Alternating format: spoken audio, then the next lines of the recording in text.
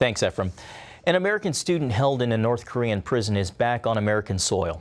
Otto Warmbier was convicted in March 2016 for allegedly committing anti-state activity. His punishment? 15 years hard labor. But in a dramatic move, the regime released Warmbier on Tuesday. Tragically, his parents recently discovered that he'd been in a coma for almost a year. George Thomas has that story.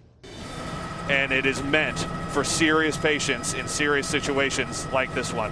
Otto Warmbier was rushed to a Cincinnati hospital shortly after arriving from Pyongyang late Tuesday night. You can see him moved into the hospital.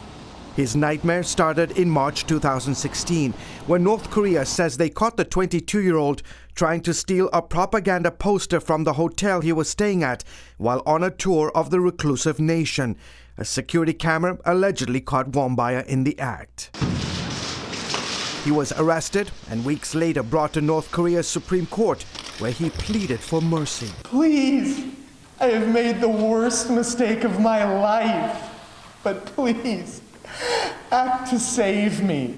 But the judge showed no mercy. In a trial that lasted just 1 hour, the native of Ohio was convicted and sentenced to 15 years hard labor. Please save my life. Please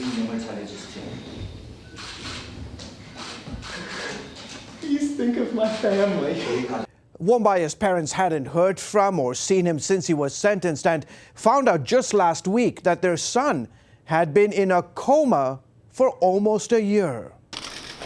The Washington Post reports that Warmbier contracted botulism soon after his trial and never woke up.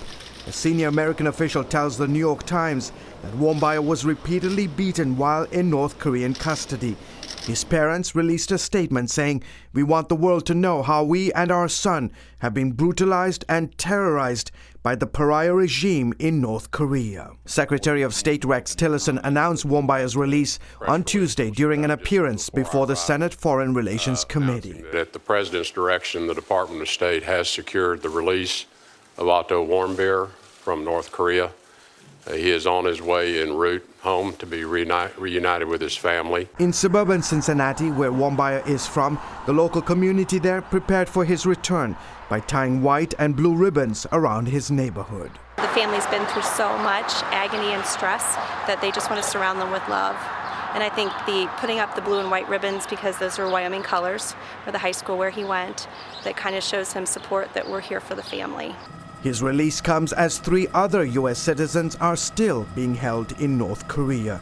George Thomas, CBN News.